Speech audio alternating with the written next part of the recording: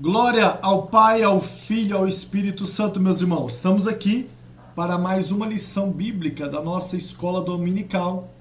Estamos no quarto trimestre, as promessas de Deus.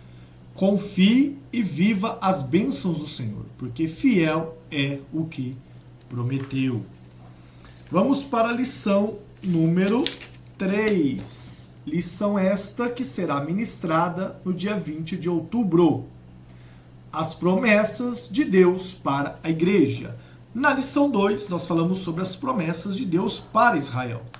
Lembrando que nós, os assembleanos, somos dispensacionalistas. Isso surgiu essa corrente dos dispensacionalistas no século XIX, ali, 1830, por Darby, no final do século XIX, início do século XX, Scofield, que tem até uma Bíblia que fala sobre essas dispensações, e nós cremos que é uma promessa para Israel, física, para a terra de Israel, para o povo de Israel, e há uma promessa para a igreja. Então faz essa separação desse cumprimento na segunda vinda de Cristo. Lembra quando falamos na segunda lição sobre as promessas que Deus fez ao povo através de Abraão, que faria dele o pai de uma multidão de nação?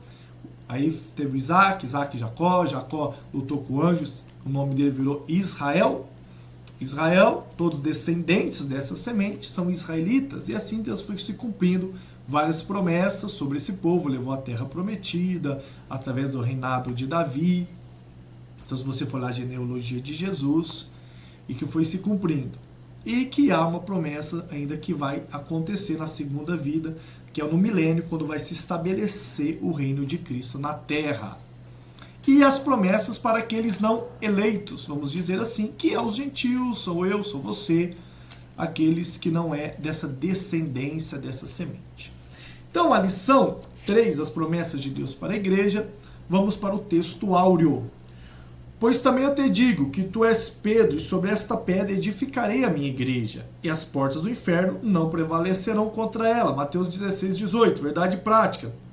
As promessas de Deus para a igreja são gloriosas, promessas de vida eterna, de poder, glorificação final do nosso corpo.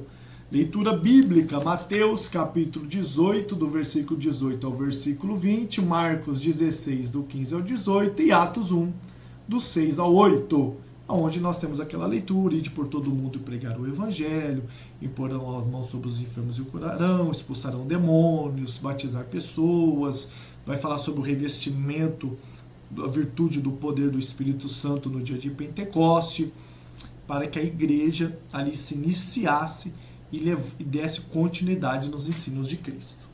Introdução. A Igreja de Cristo é portadora das promessas gloriosas de Deus. Ela foi idealizada pelo Pai, edificada por Cristo e guiada pelo Espírito Santo.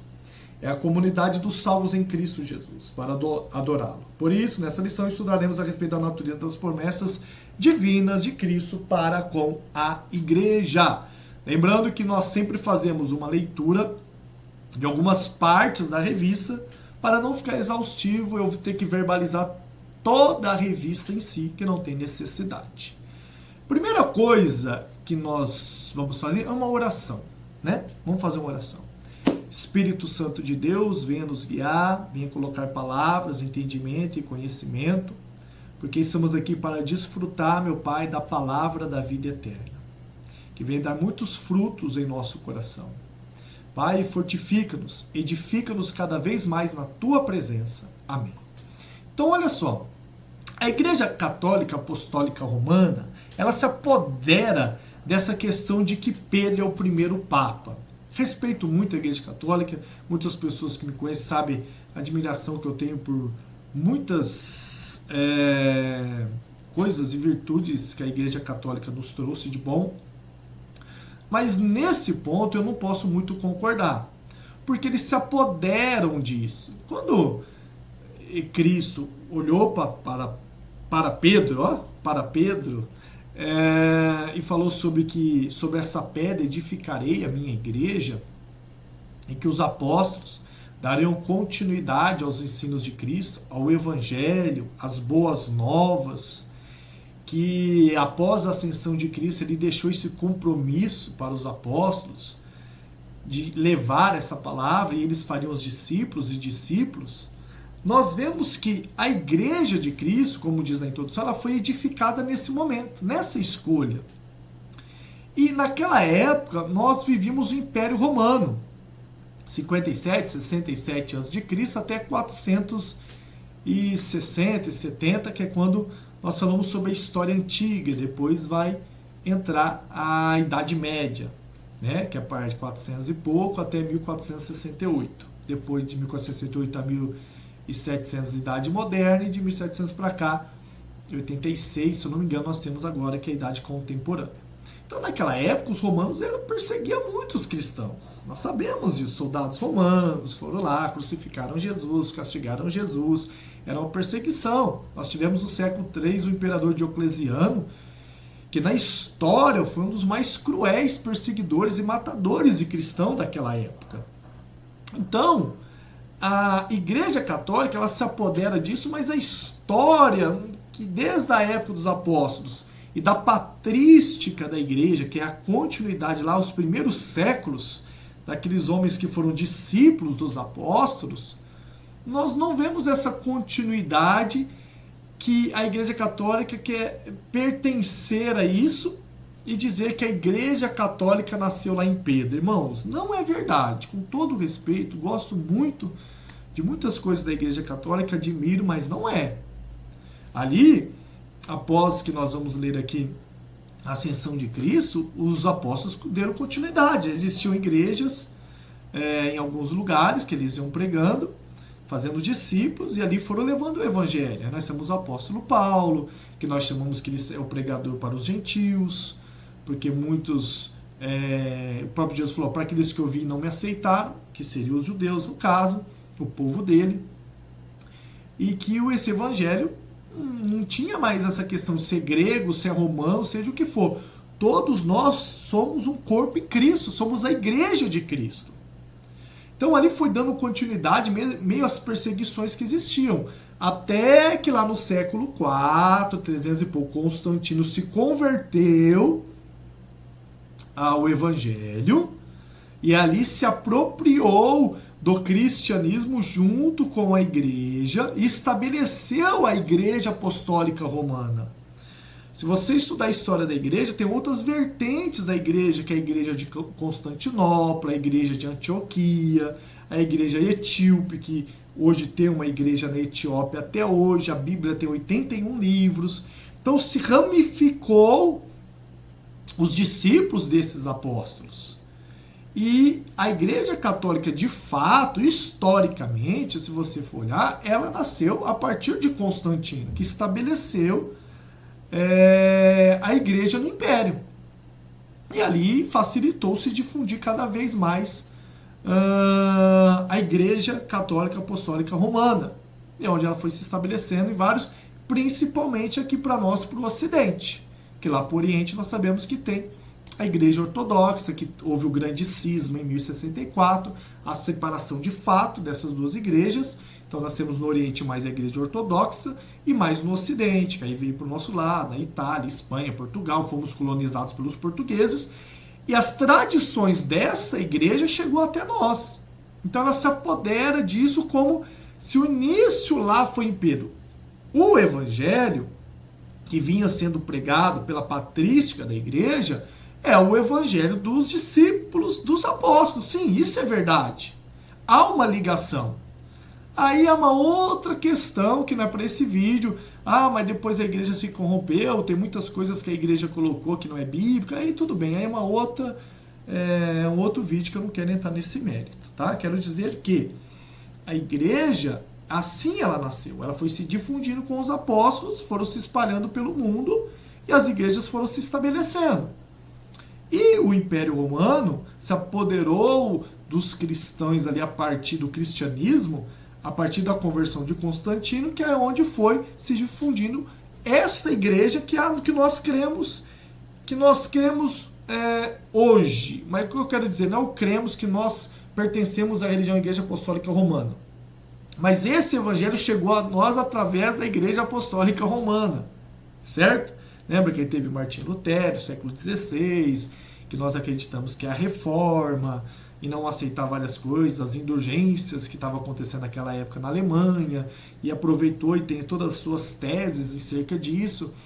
Então, se desligou aí, né? Aí nasceu uma outra vertente, que são os protestantes, que nós somos. Aí daí nasceu os puritanos, dos puritanos veio o batista, o presbiteriano. Então foi se difundindo a história da igreja. Seria um outro vídeo para isso, tá? Tópico 1. A natureza da promessa de Deus para a igreja. Então vamos ver. A promessa de sinais sobrenaturais.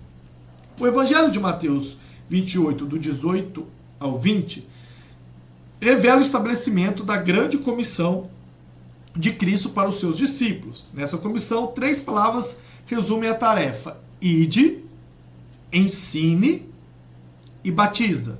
Vou repetir: ir, ide, ensine, de ensinar, batize, de batizar. Em Marcos 16, temos uma promessa de que sinais sobrenaturais ocorreriam para confirmar a obra de Deus. Dessa forma, como a Igreja de Cristo, ao proclamar a mensagem de arrependimento e salvação, devemos esperar que milagres, em nome de Jesus, aconteçam como realidade do reino. Portanto, estamos diante de uma promessa de confirmação da obra evangelizadora. Então, aqui está dizendo o quê? Essa primeira promessa é que esses sinais seguirão aos que crerem. Em meu nome batizarão, expulsarão demônios. Outro versículo: aquele que crê em mim fará obras ainda maiores do que eu fiz. Que é uma confirmação do evangelho, do poder de Deus. Você sabe que eu, particularmente, eu sempre usei muito desta promessa para lutar contra aqueles que falam mal, aqueles que são inimigo do cristianismo, de nós que somos cristãos. Eu lembro uma certa época, seria até um pouco de exagero da minha parte, quando eu estava servindo a Deus na cidade de Araraquara, e ali algumas cidades adjacentes em volta, Gavião Peixoto, Nova Europa, Boa Esperança do Sul, Santa Lúcia. Então, eu tinha a incumbência de levar a palavra nessas cidades em alguns dias da semana, no período da noite. Eu lembro que quando eu saía para evangelizar, naquele fogo do Espírito de levar a palavra de Deus, de mostrar a confirmação do que está escrito literalmente na Bíblia, pelo Espírito Santo, Deus me dava graça e eu queria mostrar para as pessoas que esta palavra de Deus era verdadeira, e através disso. Eu lembro que tinha momentos que eu passava em porta de terreiros, nada contra a crença das religiões africanas, quem crê, Deus abençoe a sua vida, se você acha que está correto no seu caminho. Mas quando por algum momento eles queriam contradizer aquilo que eu acreditava, eu falava: então vamos lá no seu terreiro e vamos invocar o Espírito. Eu vou invocar o meu Jesus, você vai invocar o seu. Então nós vamos ver de fato quem tem poder, quem é maior. Aí eles, não, que não sei o que, ficava toda aquela retaliação, né? Então, irmãos, o poder de Deus que está no Evangelho, não é em mim, não é em você, não é o homem que faz sinais e milagres, mas sim a confirmação da palavra de Deus, ela ainda existe. Você pode falar: pastor, mas hoje eu não vejo mais isso, é difícil. Você vai na igreja hoje, malemar tem demônios se manifestando. Você vai nas igrejas hoje, malemar tem cura. Irmãos, nós devemos analisar por nós mesmos, pedir sabedoria ao Espírito Santo e ver e saber o que está acontecendo. Está faltando ensino da nossa parte, porque através da palavra vai ter fé no coração das pessoas? Está faltando jejum, a caças de demônio que só sai com jejum e oração? É a vontade de Deus? Todos da época de Jesus foram curados e foram libertos? Olha, eu não estou dizendo isso para enfraquecer a igreja, não. Mas é para nos fortalecer em Deus e não deixarmos de crer nos sinais, nas promessas de que Deus tem para nós. Eu creio que Jesus ainda cura, ainda liberta, ainda salva. Nós temos que entrar nessa atmosfera espiritual. Eu vejo que muitas das vezes, muitas igrejas ficam paradas nessa questão. E elas acabam se intitulando mais como, não, nós somos a igreja mais do Pentecoste.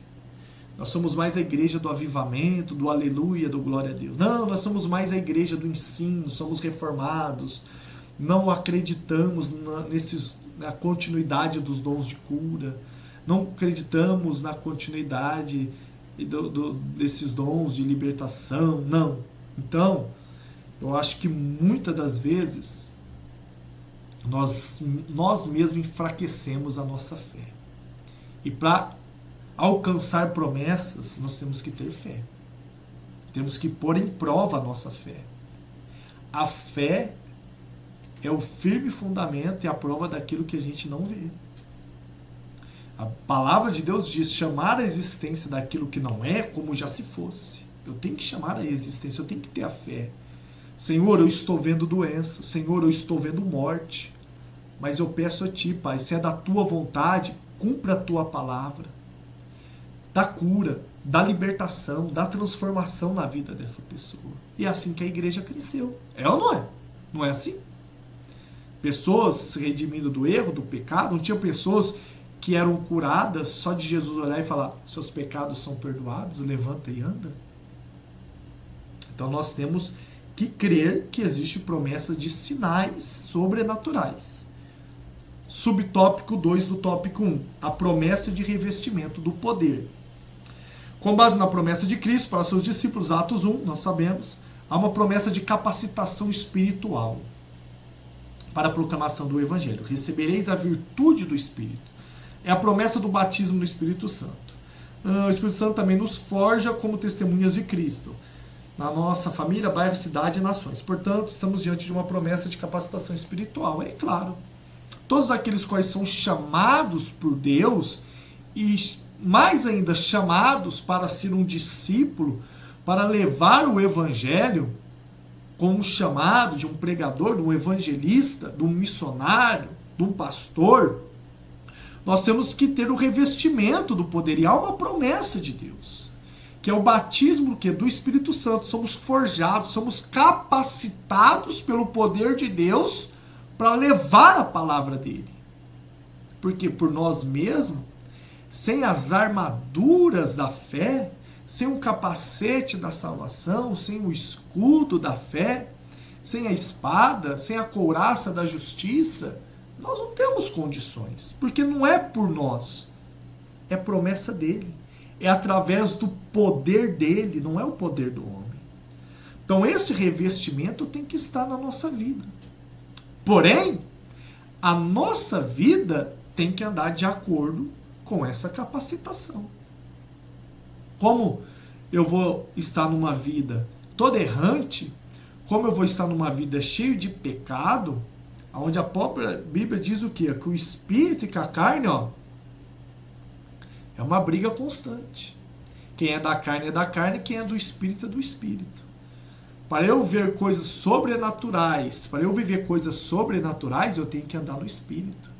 Porque o espírito e a carne entram em contendas. Aí esse revestimento, que é uma promessa de Deus na minha vida e na sua vida, é para que nós venhamos ser soldados de Cristo. Como diz o apóstolo Paulo, embaixadores de Cristo para levar o Evangelho. Porque nós vamos estar diante de situações de que o mal, o mundo espiritual, vai querer nos envergonhar. Lembra daquela passagem? Aquelas pessoas, aquelas jovens lá que estavam enganando muitas pessoas. E fala sobre o Espírito, eu conheço quem é Pedro, quem é Paulo, mas você eu não conheço. Então o mundo espiritual, ele sabe quem você é. No mundo espiritual, nós temos uma identidade. Somos soldados de Cristo, revestidos do poder de Deus. Tá bom? Subtópico 3. Promessas espirituais para uma instituição espiritual. Quando falamos de instituição, claro que aqui vai falar sobre a igreja. Eu vou pulando algum tópico. Ao longo Das Escrituras percebemos que a igreja foi forjada espiritualmente. Edificarei a minha igreja. A palavra grega igreja aqui, eclesia, é um termo que remonta uma reunião de pessoas chamada do mundo para participarem ativamente do reino de Deus. Então a palavra igreja aqui, em hebraico eclesia, quer dizer o quê? Que é você juntar pessoas. Aqui usa a palavra reunião de pessoas. Isso é possível pela obra poderosa do nosso Senhor. Por isso a igreja é denominada no Novo Testamento como o corpo de Cristo, o templo de Deus e a noiva. Então a igreja, promessas espirituais confirmadas em seu ministério do mundo. Então a igreja, até a Bíblia fala que somos a igreja, somos nós. Então, e a Bíblia diz que onde estiver duas ou mais pessoas, ali Cristo está. Então, há uma bênção, uma promessa de Deus para o corpo de Cristo, para a noiva de Cristo, para o templo, que nós somos templo do Espírito Santo, que é essa igreja invisível. Não é a igreja visível que eu estou vendo, ali é a Assembleia de Deus, Igreja da Graça, Igreja Universal, Igreja Mundial, Igreja Batista. Não, não é a igreja visível, é a igreja invisível, é aquela que nós estamos vendo. É todos aqueles que anunciam o Evangelho de Cristo, que é seguidores de Cristo, que procuram andar como Cristo, que são revestidos do poder, aqueles que se unem e se juntam ao mesmo propósito, a levar o Evangelho, as boas novas. Porque Jesus está voltando e muitas pessoas ainda estão no pecado, estão no erro. Pessoas que ainda não fazem parte dessa comunidade, dessa instituição que é a igreja. Então eu devo ser alienado à minha igreja? Não, jamais. Você deve a obediência àquele que o Senhor levantou para ser o seu apóstolo, o seu pastor, o seu líder espiritual, para direcionar, para orar por você, que Deus colocou ali na hierarquia da igreja, que é o encarregado e responsável para que essa igreja ande saudável. Sim. Mas mais do que isso, você faz parte do corpo de Cristo. Por isso devemos respeitar todas aquelas igrejas que pregam o cristianismo, que são cristãos, que creem em Cristo, que aceitam a Jesus, que se batizam em nome de Jesus, que creem no poder do Espírito Santo, que são revestidos pelo Espírito Santo para dar continuidade na pregação do Evangelho, que nós chamamos de igreja de Cristo aqui nessa terra. O corpo de Cristo, o qual a Bíblia diz em Coríntios que ele é a cabeça. Que é a promessa que ele vai vir e vai levar esta igreja com ele. A noiva, né? Temos muitos desses versículos na Bíblia. Subtópico 2. As promessas de Deus para a igreja. A promessa de vida eterna. Subtópico 1 do tópico 2. O estabelecimento da grande comissão do nosso Senhor, como vimos em Mateus 28 e Marcos 16, constatamos que a primeira e grande promessa da igreja é a vida eterna. A salvação em Cristo Jesus. Essa promessa é para todo aquele que nele crê. Ora, aquele que nele crê é salvo pelo Senhor e, consequentemente, torna-se membro do corpo de Cristo, a igreja do Deus vivo, desde o primeiro dia do seu arrependimento. É aquilo que eu falei, quando a pessoa ouve o Evangelho, se arrepende, lembra lá de Mateus, Senhor, o que eu defraudei alguém eu devolvo até 4 vezes mais. É um exemplo de um arrependimento real. Então, ela se arrepende, se batiza, ela se torna membro desse corpo de Cristo, onde nós temos uma promessa do que diz a Bíblia? De vida eterna. E essa promessa é para todo aquele que nele crê, né, que será salvo. Nós que somos cristãos, confiamos em várias promessas. Nós temos, desde o Velho Testamento, quando nós levamos lá no estudo escatológico, cristocêntrico, né, que Cristo, ele está em algumas passagens até do Velho Testamento, e o profeta Isaías falou muito sobre a vinda do menino que nasceria de uma virgem, a vinda do Salvador, que é redimir a Israel. E essa promessa se cumpriu porque Jesus Cristo ele veio. Não veio como os judeus achavam, que ele estabeleceu o reino ali naquela hora, e aqui agora o reino veio, Jesus é o nosso rei, vamos acabar com os nossos inimigos e vamos reinar. Não, isso era a segunda vinda para nós que aceitamos Jesus. Primeiro, ele veio cumprir a sua obra na cruz, de morrer pelos nossos pecados, padecer na cruz pelas doenças, pelas enfermidades. Ele veio para vencer a morte, para que agora que todo nele que nele crê venha ter direito a essa vida eterna. Então Cristo ele veio no primeiro momento para trazer ainda há tempo que todos aqueles que acreditar no Filho de Deus, lembra quando ele disse, aquele que vê a mim vê o Pai, que ele é o único mediador entre nós e Deus. Então que todo aquele que crer, que aceitar a ele, há tempo ainda em se arrepender e herdar a salvação eterna. Então, há essa promessa de Deus. Então nós temos que acreditar nisso. Nós temos que estabelecer cada vez mais nas nossas igrejas, fundamentar cada vez mais, pregar cada vez mais sobre essa promessa da vida eterna que ele tem para a igreja. Que ele vai vir um dia e vai levar a sua igreja, né? Vai salvar a sua igreja. E tudo isso começa com o arrependimento. Então a igreja ela tem que ter uma obra evangelizadora. Nós não podemos ficar parada. A igreja que não evangeliza, ela não está anunciando o evangelho de Cristo, as boas novas aos necessitados. Então temos que refletir sobre isso. Promessa de poder para a igreja.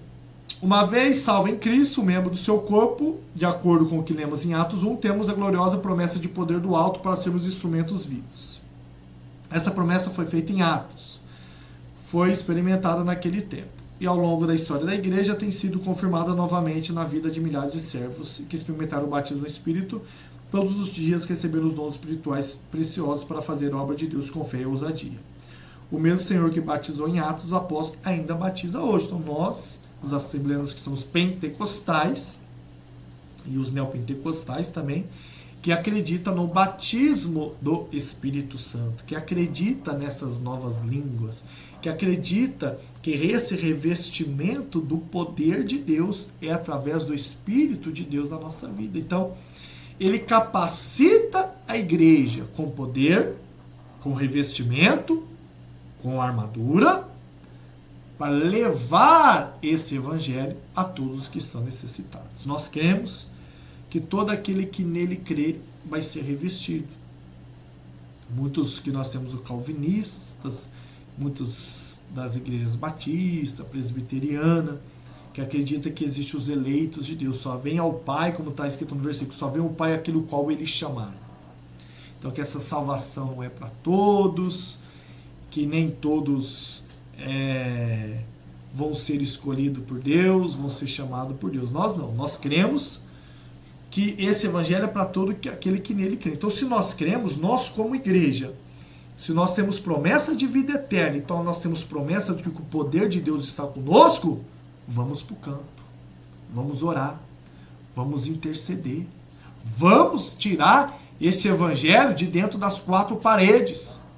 O chamado de São Francisco de Assis, que a Igreja Católica venera muito a história dele, se você ler lá no século XII, foi que Deus tocou no coração dele e levaram o evangelho para fora das quatro portas, das quatro paredes da igreja.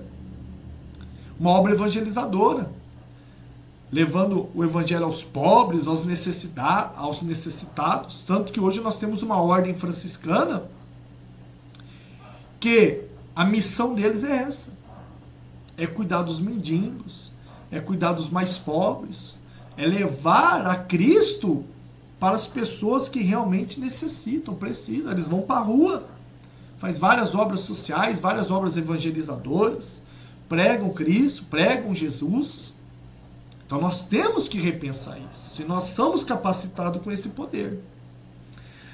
Subtópico 3 do tópico 2, a promessa de glorificação do nosso corpo. No mesmo corpo do texto bíblico, em que se encontra a promessa do revestimento de poder em Atos 1, também se encontra a promessa da vinda do Senhor. Varões galileus, por que estáis olhando para o céu? Esse Jesus que dentre vós foi recebido em cima no céu, há de vir assim como para o céu o viste ir. A palavra de Deus nos mostra que quando o nosso Senhor arrebatar a sua igreja, seremos semelhantes a ele. Porque assim como o veremos, quando nosso corpo for glorificado e veremos face a face, e conheceremos também ele que nos conhece, que promessa e glória. Então a Bíblia diz que quando ele vir, ele vai nos... Aqui está falando ali, esse Cristo que vocês viram subindo é o mesmo que vai voltar. E que nós seremos o que? Semelhante a ele. Que há uma transfiguração, uma transformação do nosso corpo. Olha que bênção, teremos um corpo glorificado, aonde ali não vai haver mais doença, não vai haver mais morte, não vai haver mais inimizade, não vai haver mais o corpo ficar doente, os desejos do corpo, nada disso. Essa é a promessa. Por isso que Cristo veio na cruz e ele venceu a morte. Para nos dar o que? A vida eterna, irmãos. Eu sei que é difícil para nós. Às vezes se apegamos muito às coisas materiais, às coisas desse mundo, a esse corpo. Quantas pessoas demasiadamente preocupadas com o corpo, plástica daqui, plástica de lá, levanta a sobrancelha, estica aqui, isso, aquilo, outro. Mas esse corpo do pó veio e do pó vai voltar. Nós estamos aqui nessa caminhada, nessa missão, nesse compromisso, em termos a graça e a misericórdia de sermos escolhidos e sermos a igreja de Deus, para levar o evangelho, porque temos uma promessa que esse corpo será transfigurado.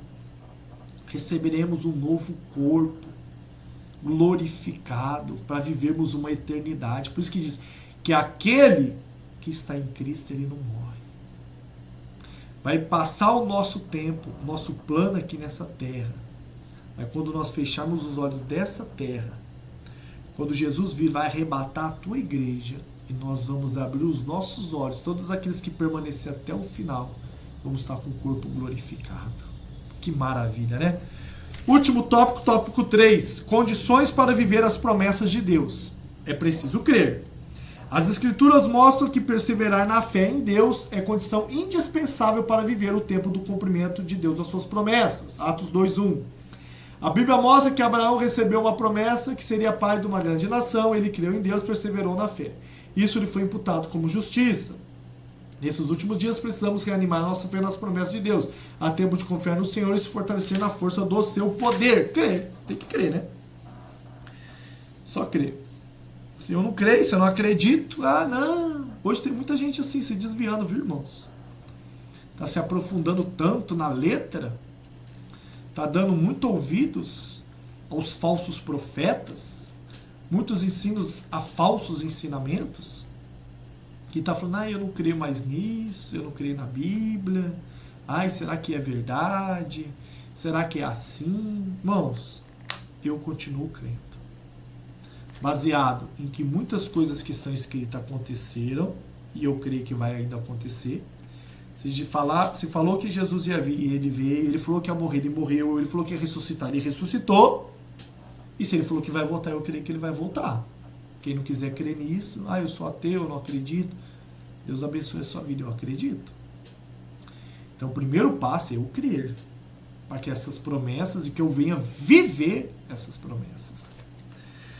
É preciso ser fiel. Uma vez que cremos no Senhor, devemos nos apresentar a Ele de maneira fiel. Os discípulos de Cristo, conforme nos mostra o livro de Atos, permaneceram fiéis diante do que ouviram diretamente do Senhor. Foram perseguidos, irmãos. Foram condenados à morte por pregar o Evangelho, por falar de Deus. Nega Jesus, tal. Morreram confiando, morreram crendo.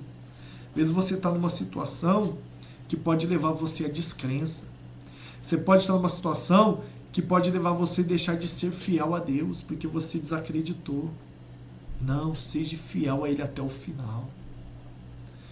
Morra confiando, acreditando em Deus, sendo fiel a Deus, aos seus princípios, à sua palavra. Você não tem nada a perder não, irmãos. Para de olhar para as injustiças desse mundo. Para de olhar, como diz no Salmo 73 de Asaf, para a prosperidade do ímpio, viu? Lá em Asaf falou assim, ó, quando eu olhei para a prosperidade do ímpio, eu meio que desanimei. Falei, como eles são honrados, como eles são prósperos. Mas quando eu vi o final deles, eu entendi. Asaf fala isso. Então seja fiel a Deus.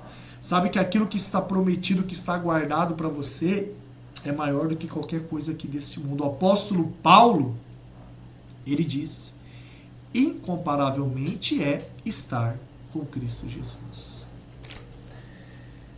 3, subtópico 3 do tópico 3. É preciso obedecer a Deus. Obedecer é a condição para que Deus cumpra suas promessas na vida de alguém ou de um povo, bem como da sua igreja.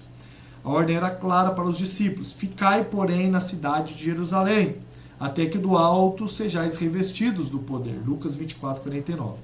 Há tanto valor para Deus na obediência que a Bíblia diz que é melhor obedecer do que oferecer sacrifícios. Assim é tempo de estar na presença de Deus em santa obediência. Obedecer. O povo não obedecia desde o Antigo Testamento, se revoltava contra Deus, se revoltaram contra Moisés. Voltava a adorar outros deuses, porque eles já tinham uma cultura politeísta, se voltavam para outros deuses da época. Abandonavam a Deus. E Deus tinha que vir com um conserto com aquele povo.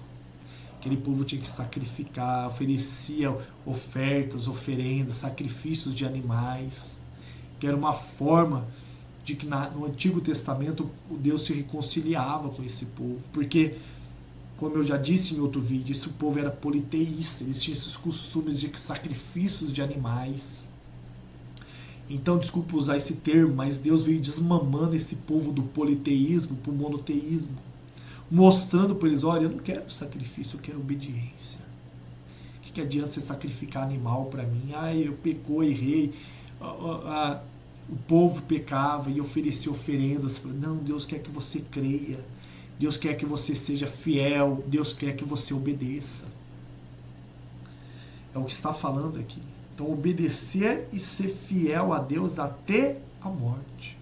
É o que diz o versículo. Cuide para que não perca a sua coroa. Conclusão. As promessas de Deus para a igreja do nosso Senhor e Salvador Jesus Cristo são de grande valor espiritual. Como a igreja, estamos integrados como membros desse corpo espiritual. Por meio de Cristo, as promessas do Senhor são grandiosas para todos os que fazem parte da igreja. Igreja física? Não. A igreja cristã, o cristianismo, a igreja invisível. Nele viveremos as promessas da vida eterna, de poder e de glorificação final no nosso corpo. Os planos de Deus para a sua igreja são infalíveis. Louvado seja Deus. Então, há várias promessas de Deus para a igreja, para o corpo de Cristo, para a noiva, para nós que somos templo do Espírito Santo. Deus, ele não habita mais em templo feito por mãos de homens, por cimento, por tijolo. Não, ele habita em nós. Por isso ele diz, onde estiver 2 ou mais, ali está presente, ali é a igreja, é a comunidade, é o corpo de Cristo. Ali tem promessas de Deus, de salvação, de cura, de poder, de libertação. Então, você que está vendo o meu vídeo, eu quero deixar algo para você. Você que está afastado da igreja, você que está afastado dessa comunidade, volte para Deus que é tempo. Ali Deus age, ali Deus opera, ali Deus cura, ali Deus liberta, ali há intercessão. Há pessoas que estão num comum acordo, num comum objetivo de buscar e acreditar nas promessas de Deus. Venha viver elas junto conosco, que eu tenho certeza que é o melhor de Deus para a nossa vida. Irmãos, Deus abençoe, deixa o like e fortalece o nosso canal. Um grande abraço em nome de Jesus.